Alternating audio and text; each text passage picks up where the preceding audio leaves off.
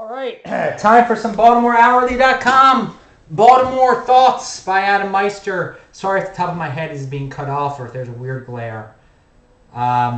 Here in the Baltimore Brew, they're talking about the Charm City Circulator and the controversy that I talked about before. The council will also discuss the contents of a future request for proposal to operate the circulator, including the possibility of charging $1 for each ride. The City Department of Transportation, the DOT, is keeping the circulator's finances under close guard. Its spokeswoman, Adrienne Barnes, has failed to respond to requests for recent ridership numbers and to unverified reports that the circulator is operating at a deficit.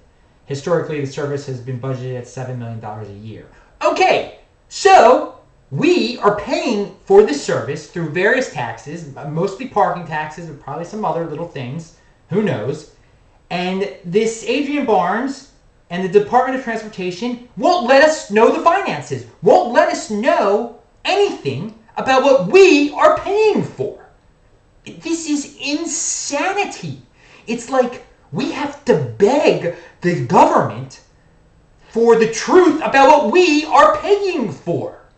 I mean, imagine if a private business would work like this. I mean, if you were in charge of the business, if you were financing the business and you were not given the financials, that would be it. You would cut off your financing of the business and the business would go out of business. The city should go out of business. Okay? The Charm City Circulator, everything, if they're not going to tell us the numbers, then it should all go out of business. If they don't want to be truthful, and the reason they don't want to be truthful is because they're stealing all the money. It goes to their corrupt friends, their corrupt contractors, whatever, all the little games, their salaries, where they do nothing. There was a group of people calling for an audit of all the city bureaucracies. Why not? Why not tell us how you are spending our money? Come on. It's that simple. All right. Since we're talking about public transportation, in the same article or in the comments section, people say, well, screw this Charm City Circulator. It would be great if the MTA just functioned properly, that would be great. Again, the MTA is run by the state of Maryland. Again, all probably secretive about their finances and everything. Corrupt as anything, paying large amounts of money for they want to fund the Red Line. It costs billions and billions of dollars for some reason. They do it the most wasteful type of way.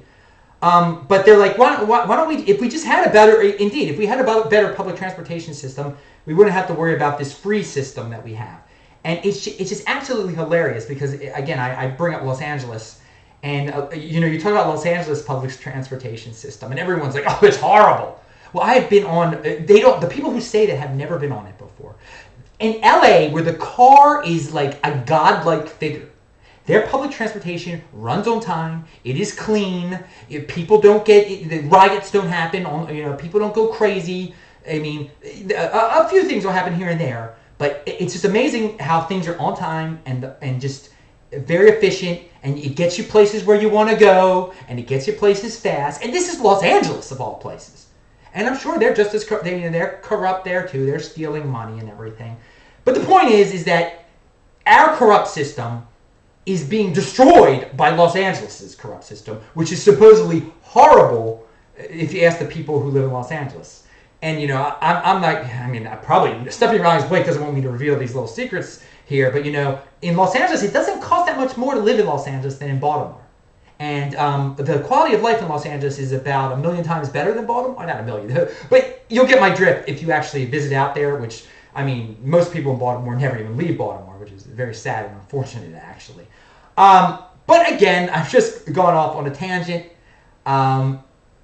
That's it for today. We need all of our bureaucracies to tell us how they are spending our money so we can go after them and put these thieves in jail, because they are corrupt criminal thieves and they should be punished for what they have done, and they will be punished eventually, hopefully. Take care.